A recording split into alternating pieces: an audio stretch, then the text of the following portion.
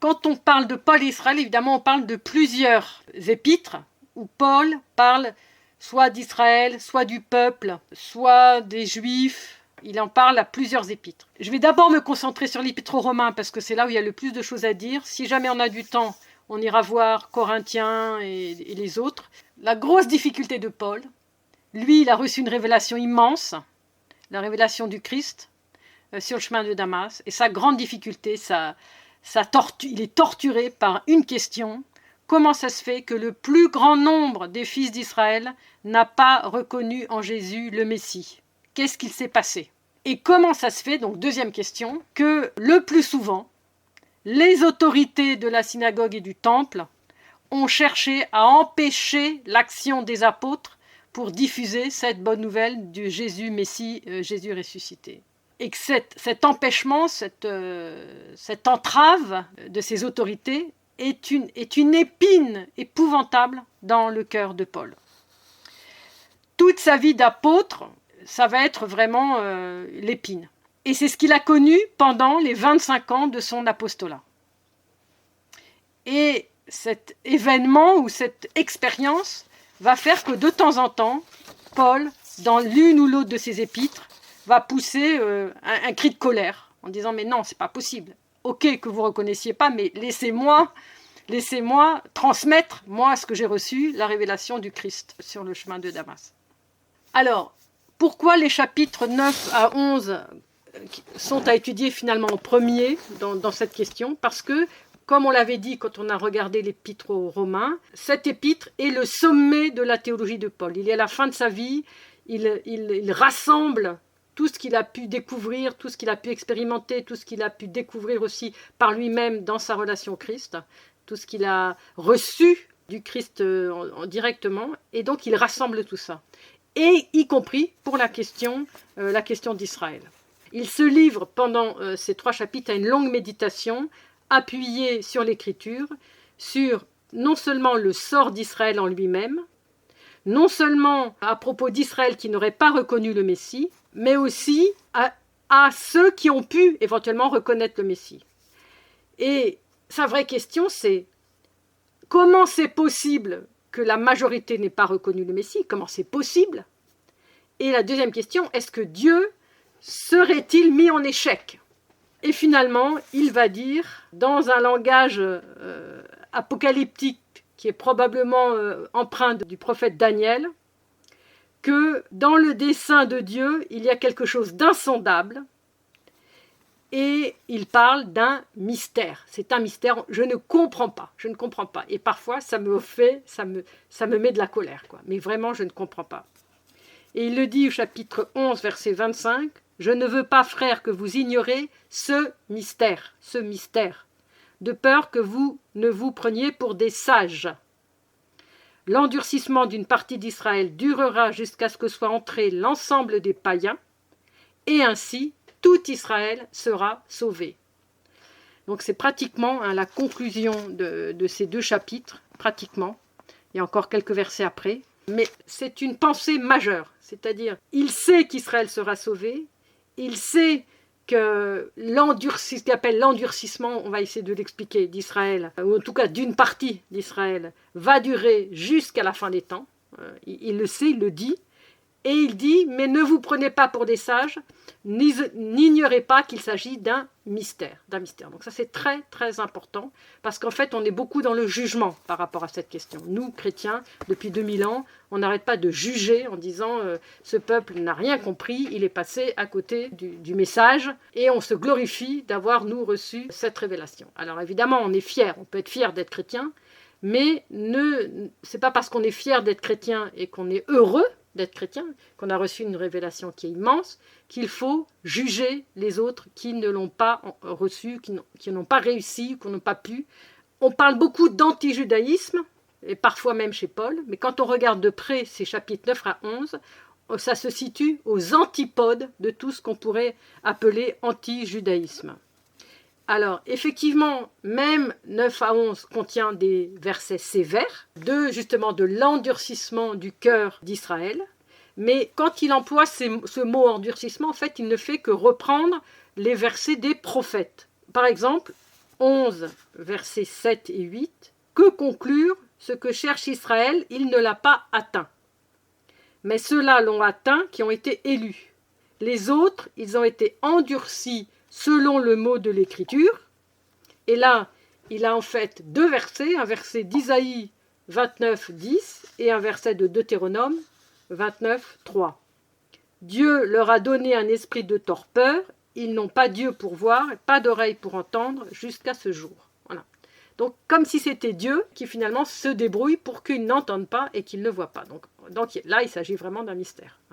Parce qu'on sait très bien que Dieu ne bouge pas les yeux et les oreilles de personne. Alors, cette partie de 9 à 11, certains vont peut-être éventuellement vous dire « Oh, c'est quelque chose qui est au milieu comme ça, mais ça n'a pas, c'est un peu anecdotique, c'est pas très important. » En fait, si on regarde bien l'ensemble de l'Épître aux Romains, ces trois chapitres c'est fondamental, ils sont fondamentaux. Et en fait, Paul répond à une...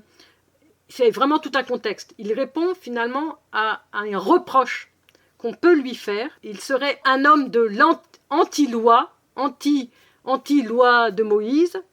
Il serait contre la loi, il serait contre, ou il nierait l'élection et les privilèges d'Israël. Et quand on regarde par exemple le livre des Actes des Apôtres au chapitre 21, versets 27 et 28, on voit bien la réalité des reproches qui sont formulés dans ce livre, dans ce chapitre 21. Les Juifs d'Asie, ayant aperçu donc Paul dans le temple, ameutèrent la foule et mirent la main sur lui en criant « Homme d'Israël, au secours, le voici l'individu qui prêche à tous et partout contre notre peuple, contre la loi et contre ce lieu. » Voilà. Donc voilà les accusations auxquelles Paul, à la fin de sa vie, essaie de répondre. Ces chapitres-là essaient de répondre, donc on sent qu'il essaie aussi de se défendre et de répondre à ces accusations. Mais en plus, ça n'est pas que ça n'est pas que un plaidoirie pour montrer qu'il reste juif jusqu'au bout des ongles, ça on l'avait déjà dit, mais c'est aussi une sorte de réflexion personnelle, de réflexion théologique personnelle sur les conséquences de sa théologie sur cette question d'Israël.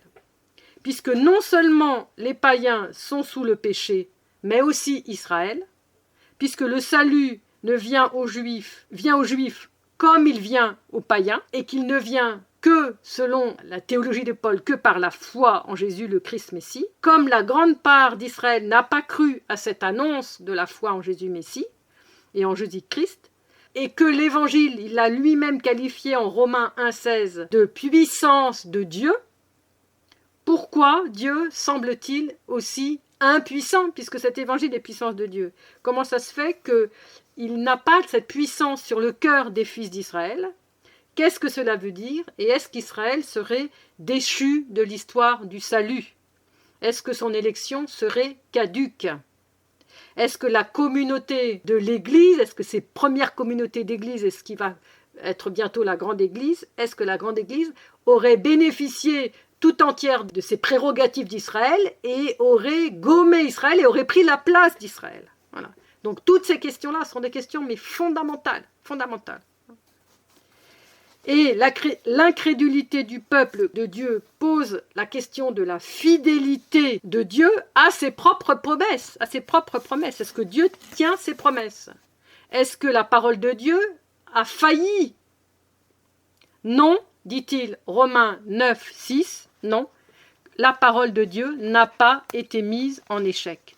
La parole de Dieu. Non, certes que la parole de Dieu est faillie, car tous les descendants d'Israël ne sont pas Israël. De même, pour être postérité d'Abraham, tous ne sont pas ses enfants. C'est par Isaac que descendance portera ton nom. Donc non, certes que la parole de Dieu est faillie. Elle n'a pas failli. Donc, qu'est-ce qu'il se passe? Comment on peut répondre à ces questions?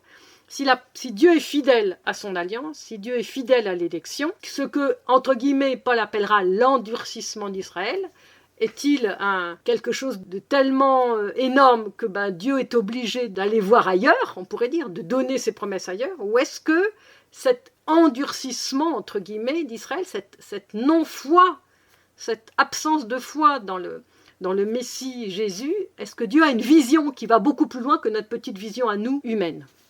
En Romains 3,3, voilà ce que dit Paul. Si donc d'aucuns furent infidèles, leur infidélité va-t-elle annuler la fidélité de Dieu?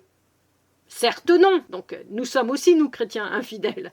Et la fidélité de Dieu ne s'annule pas vis-à-vis de nous infidèles. Donc elle ne peut pas s'annuler non plus par rapport à Israël. Certes non.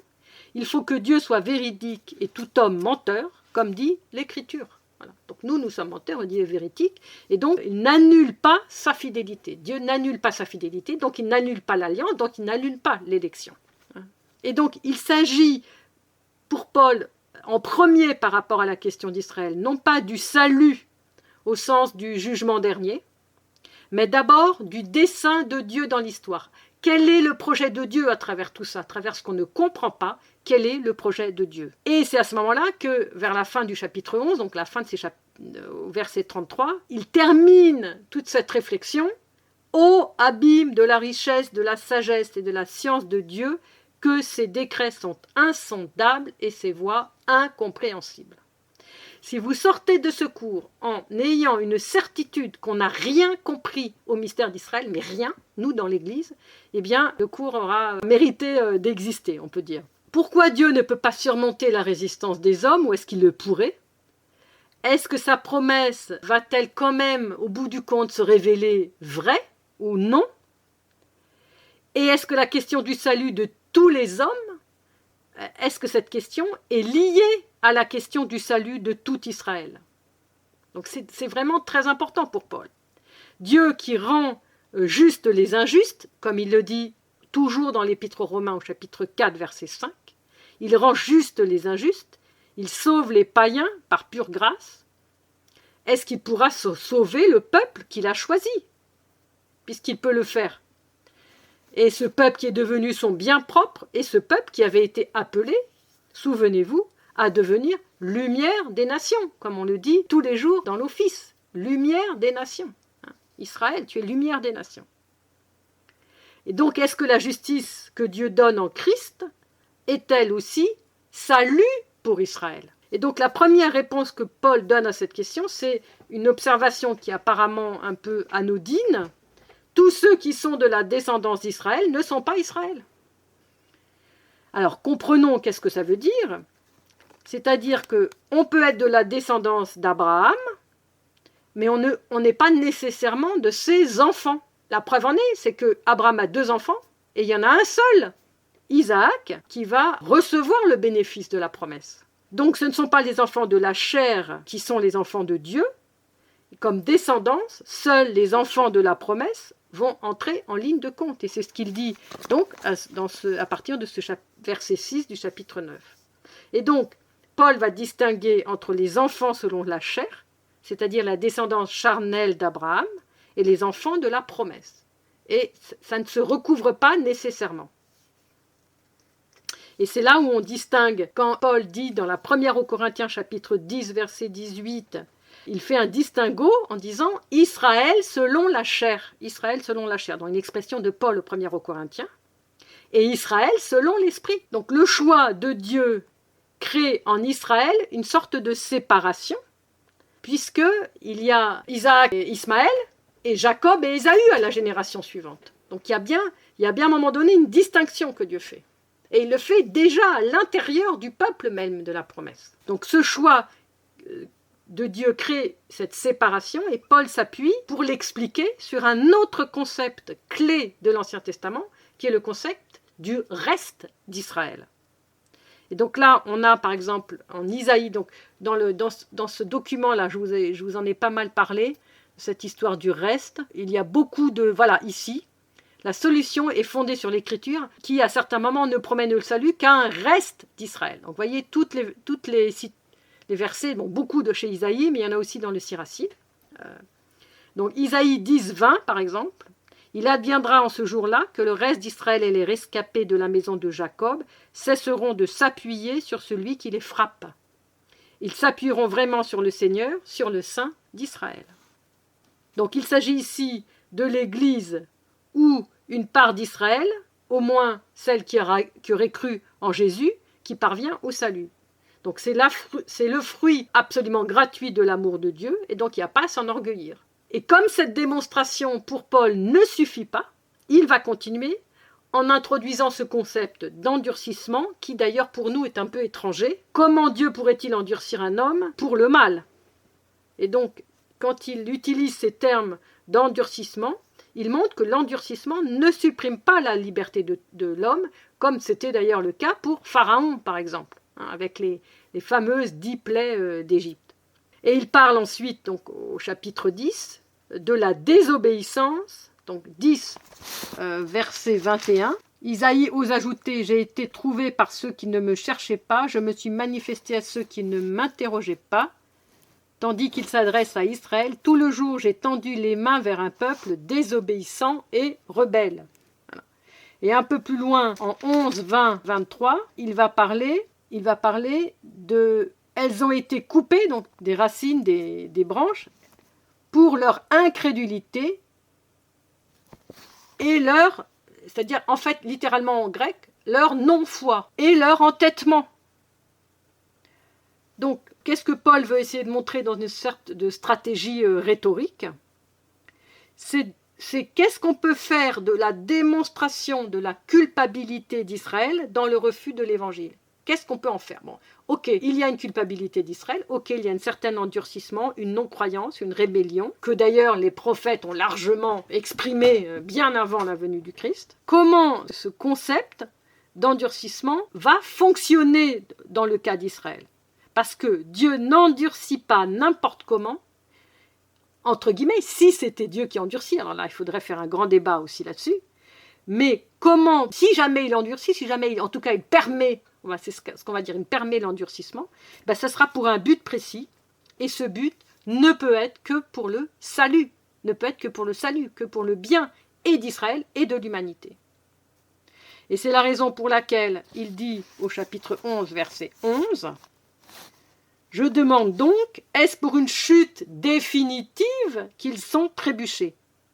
Certes non, mais grâce à leur faute, les païens ont accédé au salut. » Ils découvrent là la clé fondamentale de ce qu'ils ne comprenaient pas. Et donc il réfléchit, on pourrait dire il réfléchit à voix haute en écrivant. C'est une chute qui n'est pas définitive, ils ont trébuché, mais grâce à ce trébuchement, grâce à cette non-foi, à cette rébellion, à cet endurcissement éventuellement, eh bien, les païens accèdent au salut. Donc, l'endurcissement d'Israël, elle a un but énorme, c'est le salut des nations. Et ce salut n'est qu'une des étapes du dessein de Dieu. Donc, le salut vient aux nations comme à travers, je dis bien comme, à travers l'endurcissement d'une grande partie d'Israël, pas de tous, mais d'une grande partie d'Israël. Et ainsi, il s'agit de rendre jaloux Israël, donc c'est le chapitre 10, verset 19. Déjà, Moïse le disait, « Je me le demande, Israël n'aurait-il pas compris ?» Déjà, Moïse le dit, « Je vous rendrai jaloux de ce qui n'est pas une nation contre une nation sans intelligence, j'exciterai votre dépit. » Voilà. Donc il veut rendre jaloux, c'est-à-dire, puisque leur endurcissement permet l'entrée des nations, eh bien c'est pour que vous voyez ce que font ces nations et que vous soyez jaloux. Et là, Paul cite Deutéronome 32, 21, « Ils m'ont rendu jaloux avec un néant de Dieu, ils m'ont irrité par leur être de rien. Eh bien moi, je les rendrai jaloux, un néant de peuple, et je les irriterai au moyen d'une nation stupide. » Donc, il faudrait prendre beaucoup de temps pour revoir Deutéronome 32, 21. Notez-le et puis allez le voir et vous allez voir, c'est tout à fait magistral. Donc Dieu est jaloux de l'amour de son peuple. Il va se battre pour conserver la fidélité de son peuple. Et comment cette jalousie va-t-elle se marquer chez les hommes? C'est une passion pour Dieu.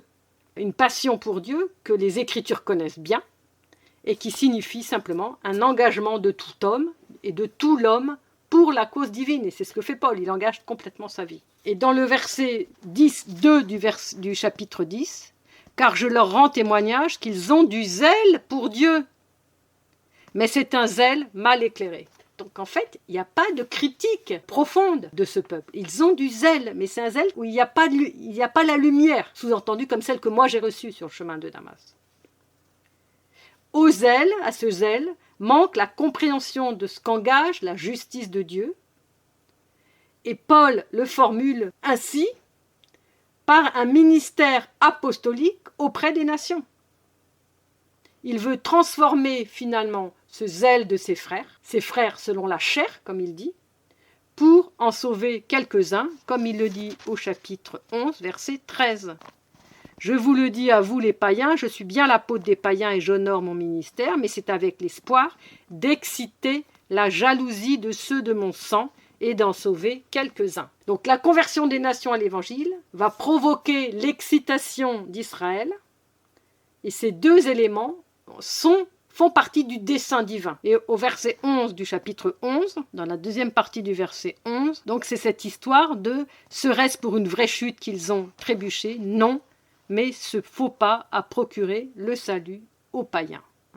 Comment la foi des païens pourrait-elle s'enflammer si Israël ne s'était pas endurci? Et si Israël voit à l'œuvre l'action de Dieu chez les païens, et comment Dieu fait miséricorde aux païens, alors, en voyant les communautés chrétiennes qui reconnaissent en Jésus le Messie et qui essayent de vivre dans la justice divine, ces communautés qui vont essayer d'accomplir le commandement de la charité, eh bien, en voyant cela et en voyant le salut, que le salut est venu pour ces païens, eh bien, ce peuple divin, ce peuple élu va ouvrir les yeux, va découvrir une nouvelle lumière. Et c'est ce que disait Isaïe, ce qui n'était pas un peuple, je le ferai un peuple. Et c'est un peuple, Dieu peut faire un peuple et transformer des pécheurs en justes. Et donc, la question toujours, c'est pourquoi Dieu ne transforme pas ces pécheurs en justes? Et donc, tout ce mystère dont Paul parle, c'est que finalement, il y a une fin qui est annoncée à travers cet endurcissement, entre guillemets, temporaire. L'endurcissement, il est temporaire. Il durera, comme le dit chapitre 11, verset 25, « Je ne veux pas, frères, que vous ignorez ce mystère, de peur que vous vous complaisiez en votre sagesse. Une partie d'Israël s'est endurcie jusqu'à ce que soit entrée la totalité des païens. Et ainsi, tout Israël sera sauvé, comme il est écrit, de Sion viendra le libérateur, le Messie. Il ôtera les impiétés du milieu de Jacob. » Voilà. Donc eux aussi, ils ont miséricorde. Et voici quelle sera mon alliance avec eux lorsque j'enlèverai leurs péchés. Et là, on a de nouveau une citation des prophètes. Alors vous savez que cette phrase « Ainsi tout Israël sera sauvé » est une phrase qui est écrite dans le Talmud. Alors même si le Talmud est beaucoup plus tardif dans sa forme écrite, c'est une tradition orale extrêmement ancienne. Et donc on voit bien que Paul est habité par sa propre tradition juive et qu'il sait que tout Israël sera sauvé. Alors il ne sait pas quand, il ne sait pas comment, mais il sait que au terme de l'histoire, tout Israël sera sauvé. Et c'est la raison pour laquelle aussi, il dit, un peu plus loin dans le même chapitre 11, verset 28, « Ennemis, il est vrai, selon l'Évangile, à cause de vous. » Donc ils sont ennemis à cause de nous chrétiens, enfin de nous païens devenus chrétiens. Selon l'Évangile, ils sont, selon l'élection, chéris à cause de leur Père. Alors vous êtes complètement dans quelque chose d'antinomique là. Voilà. Donc, ennemis à cause des chrétiens qui croient au Christ Messie et chéris selon leur élection. Donc, vous voyez comment Paul essaie à tout prix de sauver la mise, on pourrait dire. Car, verset 29 du chapitre 11, les dons et l'appel de Dieu sont sans repentance. Sont sans repentance. C'est-à-dire Dieu ne se repent pas d'avoir donné, d'avoir choisi, d'avoir élu, d'avoir donné la promesse à ce peuple. Il ne se repent pas et il sait qu'au terme de l'histoire, tout Israël sera sauvé et tout va concourir. Il le dit d'ailleurs dans l'Épître aux Romains au chapitre 8, si ma mémoire est bonne, tout concourt au bien de celui qui aime Dieu. Et puisque Israël a du zèle et qu'il aime Dieu, eh bien tout concourra à son bien, même cette période, cet épisode qui semble dramatique. Donc on est dans un paradoxe. Et on sent bien que Paul ici, il y a une sorte de renversement de l'image traditionnelle que l'on peut avoir par rapport à Israël sur cette question de la reconnaissance au nom du Messie. Ce ne sont pas les nations qui viennent à la foi en regardant la lumière d'Israël. Donc il y a une sorte de retournement. Donc Israël qui était normalement lumière des nations, ben finalement les nations ne viennent pas à la foi en regardant la lumière d'Israël, sinon éventuellement le petit reste, c'est-à-dire ceux qui d'Israël ont reçu la révélation, qui sont les apôtres, les premiers disciples. Mais c'est Israël qui viendra à la foi, précisément en regardant des nations devenues croyantes. Donc vous voyez, il y a une sorte de retournement. Et c'est totalement génial, parce que ça veut dire que eh bien, notre mission d'appeler toutes les nations à la foi au Christ, eh bien, elle doit continuer. Parce que tant que toutes les nations n'auront pas reconnu le Christ, comment Israël va pouvoir regarder la lumière des nations? Donc plus les nations vont se convertir, plus la totalité vont se convertir. D'ailleurs, il parle aussi de la richesse des nations et de la communauté chrétienne. Donc cette richesse des nations, il en parle au verset 12 de ce chapitre 11. Si leur faux pas a fait la richesse du monde et leur amoindrissement la richesse des païens, que ne fera pas leur totalité, le plérum, là, cette totalité. Voilà. Et donc ça, évidemment, on a encore ici une allusion à Isaïe 65, verset 5. « Les richesses de la mer afflueront vers toi, et les trésors de nations viendront chez toi. » Et le sommet de ce grand mystère pour Paul, c'est le plérum des nations. Plérum des nations, donc dans ce verset 12, que ne sera pas leur totalité, et plérum d'Israël, au verset 25, une partie d'Israël s'est endurcie jusqu'à ce qu'entre la totalité des païens, mais tout Israël sera sauvé. Plérum des nations et plérum d'Israël, ensemble. Et alors, ce qui est incroyable, quand il dit au verset 15, « Car si leur mise à l'écart, donc la mise à l'écart d'Israël, fut une réconciliation pour le monde, que sera leur admission, sinon une résurrection d'entre les morts ?» Donc leur mise à l'écart est une réconciliation pour le monde. C'est-à-dire que le dessein de Dieu est c'est une vision beaucoup plus loin que notre petite vision un peu limitée humaine. Dieu a un dessein qui nous dépasse complètement et qui montre que même s'il y a de la résistance en Israël, d'ailleurs, à aucun moment Paul n'a une attitude vraiment purement négative par rapport à Israël. Il est lui-même issu d'Israël. Il s'agit d'un endurcissement que Dieu va laisser se produire, qui a pour but de cette conversion de toutes les nations. Et donc, alors après, il y a cette fameuse image de l'arbre, de l'olivier franc et de l'olivier sauvage, au verset 16 du chapitre 11. Donc cette image qu'on connaît bien. Si les prémices sont saintes, toute la pâte est sainte. Si la racine est sainte, les branches aussi. Mais si quelques-unes des branches ont été coupées, tandis que toi, sauvageon d'olivier, c'est-à-dire toi, nation sauvage, un olivier sauvage, tu as été greffé parmi elles pour bénéficier avec elles de la sève de l'olivier, ne va pas te glorifier aux dépens des branches. Alors là, c'est très clair.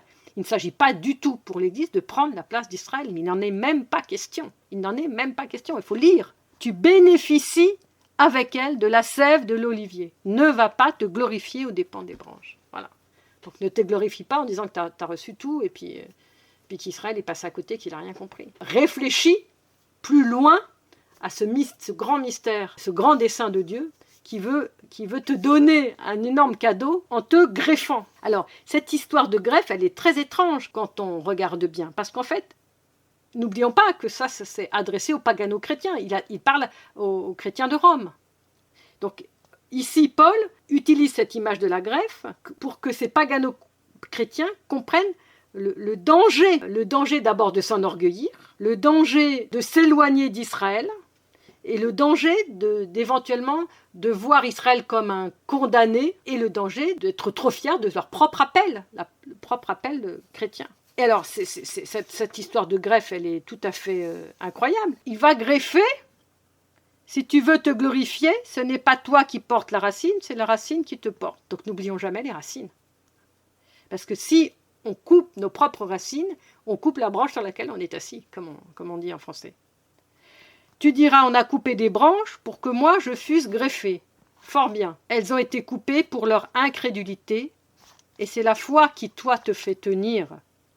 Ne t'enorgueillis pas, crains plutôt, car si Dieu n'a pas épargné les branches naturelles, prends garde qu'il ne t'épargne pas, toi, davantage. Donc c'est quand même incroyable. Il y a un olivier franc et un olivier sauvage. Il regreffe, il dit qu'il ne s'agit pas, donc cette image, il ne s'agit pas de greffer, on greffe jamais, du sauvage sur du franc, sur du noble. Alors on pourrait dire, mais Paul, il n'y connaît rien, ces histoires de greffes et d'arbres. Mais justement, il veut rendre claire cette histoire du salut, et il montre par cette image, c'est une sorte d'histoire impossible, parce que c'est totalement invraisemblable que l'on greffe sur le même arbre des branches qui en ont été retirées. On pourrait te regreffer. Ils seront greffés eux aussi, car Dieu a le pouvoir de les greffer à nouveau, si toi en effet retranché de l'olivier sauvage auquel tu appartenais par nature, tu as été, contrairement à la nature, greffé sur l'olivier franc. Combien plus ceux-ci seront-ils greffés sur leur propre olivier auquel ils appartenaient par nature. N'importe quel arboriste, il dirait, c'est un truc absurde, il ne connaît rien, Paul. Ben justement, voilà, c'est cette inversion qu'il veut nous faire comprendre pour montrer la puissance d'Israël et comment il accepte qu'on soit greffé sur cet arbre qu'est Israël.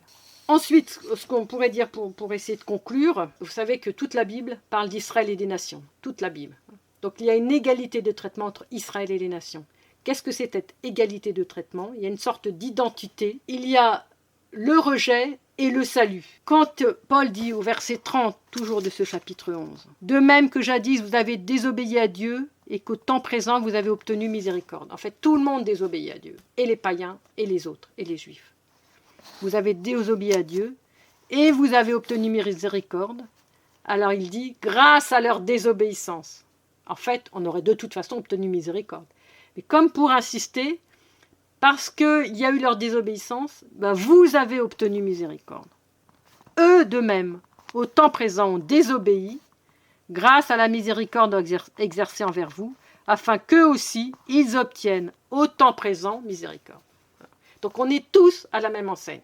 Tous ont désobéi, tous on est bénéficiaires de la miséricorde. Car Dieu, et d'ailleurs c'est pratiquement la conclusion, car Dieu a enfermé tous les hommes dans la désobéissance pour faire à tous miséricorde. Ce qui est très important, c'est que Paul met en lumière l'égalité de tous devant Dieu. Les nations comme les Juifs sont inclus dans une désobéissance, de façon à ce que tous puissent recevoir sa miséricorde. En fait, voilà, ce qui est important, c'est que il a une sorte de vision prophétique à la manière des prophètes. Sa vision de foi va bien plus loin que ce que l'on voit. Il voit à quel point ce qu'il appelle endurcissement, rébellion ou non-foi d'Israël va être tourné en bien par le dessein de Dieu, parce que Dieu ne fait que du bien. Et les propos qu'il peut avoir parfois sévères, parce qu'il a mal et on peut le comprendre, en fait, sont motivés par son immense amour d'Israël. Il voudrait être anathème, n'oubliez pas, il le dit à un moment, il voudrait être anathème pour ceux de sa race. Je voudrais être anathème pour ceux de ma race. Il a donc un énorme amour pour Israël et une conviction extrêmement puissante que Dieu ne rejettera jamais son peuple. Jamais. Et le dernier mot de Dieu est donc, puisque c'est le dernier mot de ce chapitre 11, c'est pour la miséricorde, avec évidemment l'hymne qui termine ce chapitre 11 qui est absolument magnifique. Ô abîme de la richesse, de la sagesse et de la science de Dieu. Voilà. Ô abîme. On est devant un abîme, on est devant un grand mystère. Que ses décrets sont insondables et ses voies incompréhensibles, qui en effet a jamais connu la pensée du Seigneur, qui en fut jamais le conseiller, ou bien qu'il a prévenu de ses dons pour devoir être payé de retour. Car tout est de lui et par lui, et pour lui, à lui soit la gloire éternellement. Amen. Donc ça se termine par une prière. Il a enfin découvert quelque chose, il a entrevu le mystère, il a entrevu le dessein de Dieu, il a entrevu que tout ça allait à terme être pour le bien de toute l'humanité. Il a entrevu ça, il en est heureux, même s'il peut continuer à avoir des paroles parfois sévères, parce que ça lui fait mal, que ce peuple n'ait pas reçu comme lui la révélation.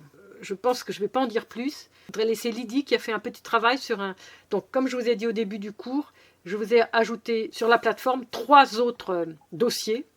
Et parmi ces 3 dossiers, il y en a un que Lydie a regardé particulièrement. Donc celui-là que nous avons déjà sous les yeux, là, donc je vous invite à aller voir aussi les Juifs, dans les autres lettres. Je vous ai mis aussi des versets, etc. Donc je vous invite à aller le voir, c'est vraiment très important parce qu'on est trop concentré sur seulement un aspect de la pensée de Paul. Et je pense que ces chapitres 3 à 11 de Romains nous montrent bien le sommet théologique de cette pensée. Elle est très encourageante, on pourrait dire, et pour tout le monde, et pour les juifs, et pour les païens.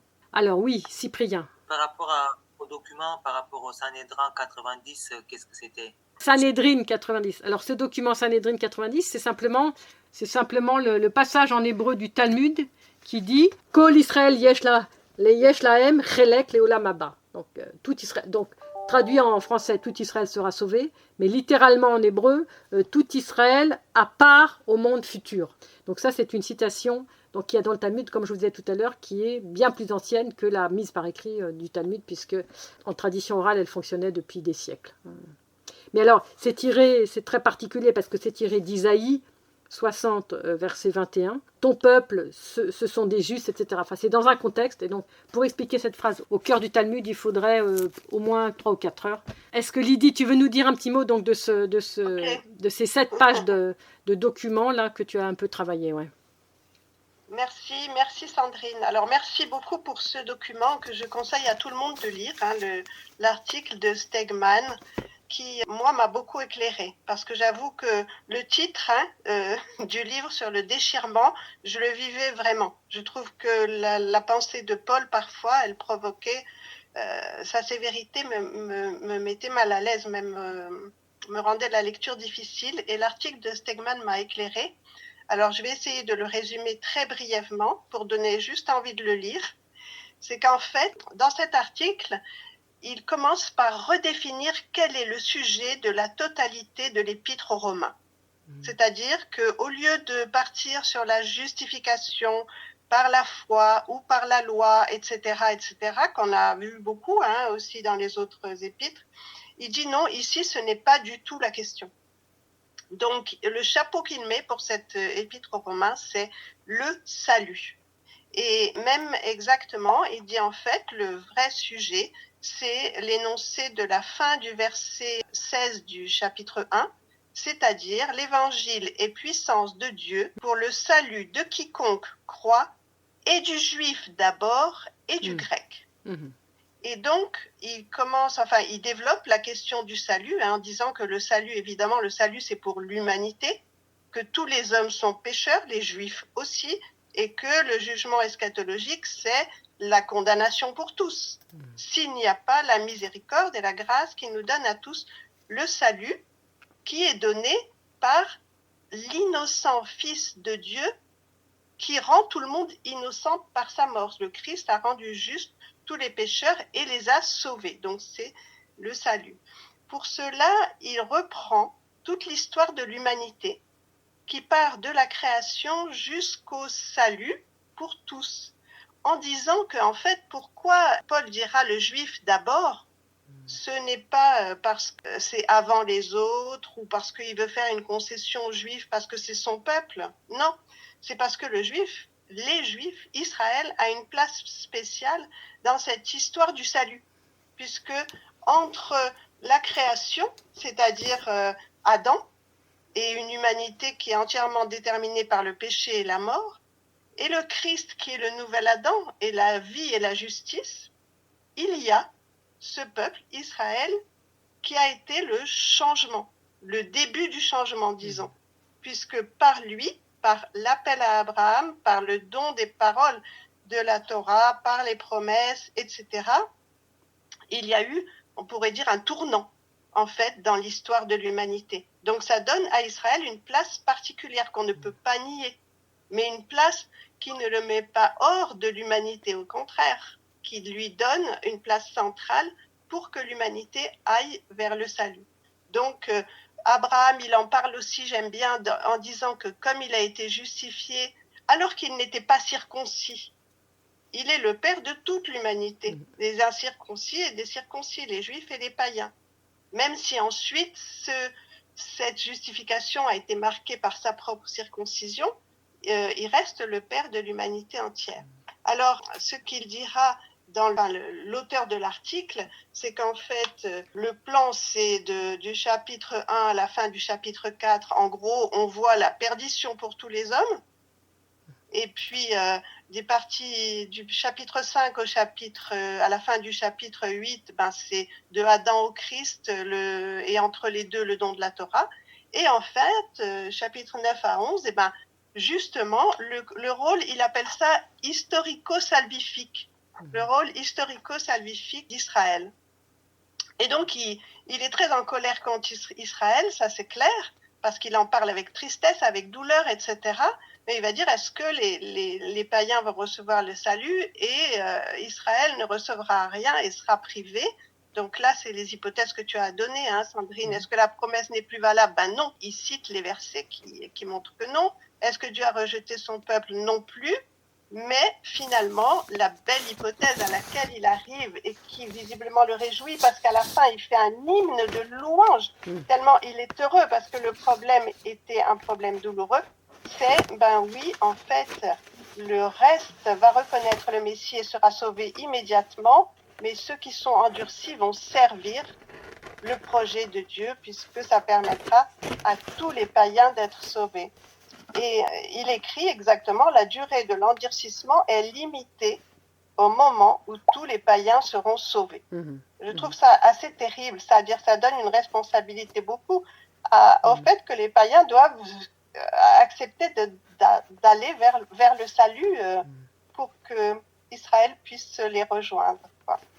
Donc les deux faces de l'action de Dieu sur Israël, soit de convertir les uns, soit d'endurcir les autres, servent à réaliser la parole de Dieu pour Israël et pour les peuples. Alors l'auteur dit que peut-être Paul a été obligé aussi de se pencher fortement sur ces questions parce qu'il a eu des nouvelles concrètes de théologie inamicale à l'égard d'Israël à Rome. Et qu'il a donc été amené à s'exprimer à ce sujet pour calmer cela.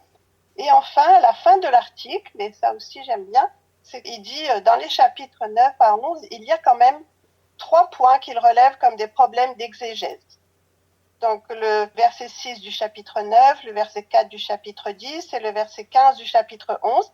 Et il donne pour les 3 points des éléments pour bien les comprendre. Moi, j'ai envie de parler du verset 4 du chapitre 10, que Chouraki traduit par la finalité de la Torah, c'est le Messie, alors que la Tob traduit par la fin de la loi, c'est le Christ. Et on entend bien la différence de compréhension des deux versets, quoi.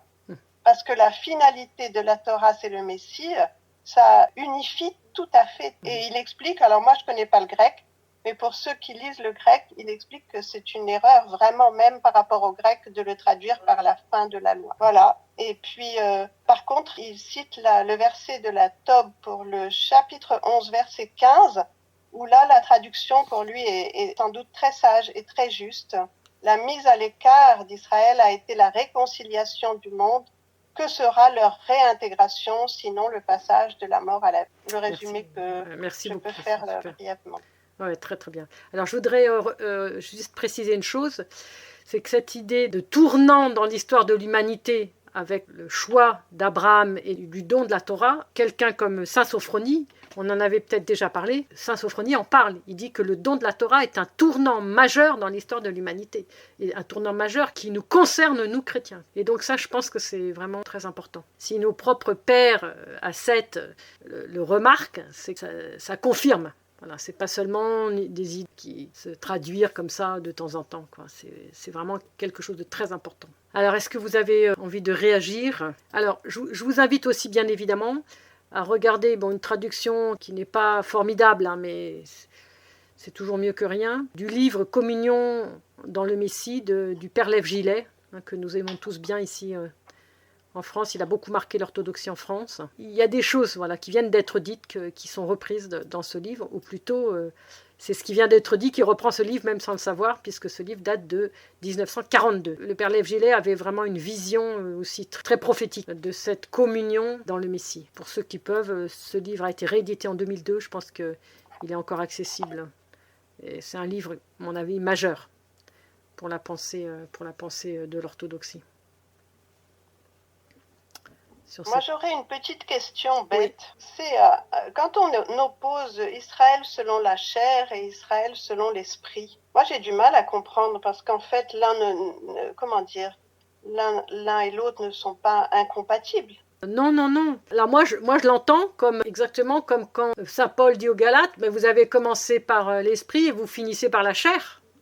Donc c'est pas lié entre guillemets à Israël, c'est-à-dire que si il parle d'Israël, bon, il va dire Israël, il est aussi dans la chair et puis il est aussi dans l'esprit, mais tout le monde, c'est quelque chose qui est beaucoup plus général. Voilà. Donc il faut pas le cantonner sur Israël, c'est-à-dire que il peut en parler pour Israël, mais il peut en parler pour les Galates, il peut en parler pour les Corinthiens, il peut en parler, et puis il peut en parler pour nous. Toute cette problématique, est-ce que nous raisonnons et est-ce que nous vivons selon la chair, c'est-à-dire selon les pensées humaines, selon notre petite jugeote un peu fermée, comme ça, un peu étroite, ou est-ce que nous sommes dans l'esprit, c'est-à-dire dans une vision divine du monde, de l'humanité, des actes que nous devons poser, de notre foi, etc. Mais voyez, c'est un énorme sujet. Je ne voulais pas passer à côté parce que franchement, on a toujours, à mon avis, très mal interprété Paul sur cette question parce que, bon, il est très sévère, c'est vrai, il est sévère, mais il est sévère parce qu'il aime son peuple et qu'il a reçu une révélation unique et qu'il voudrait que tout le monde la reçoive.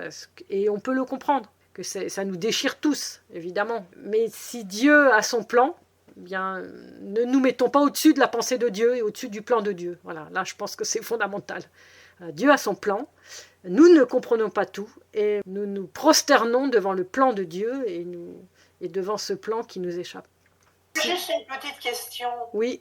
Sur la foi, parce que ce que tu viens de décrire, en fait, c'est la foi. Est-ce que Paul a été vraiment le premier à exprimer cette nécessité, cette importance de la foi? Ah mais c'est pas le premier, loin de là, le Christ en a déjà parlé. Oui, bien sûr, oui. Loin de là, mais je pense que c'est le premier qui l'a mis en théologie, on pourrait dire, qui en a fait une théologie. Oui. Bonne soirée à tous.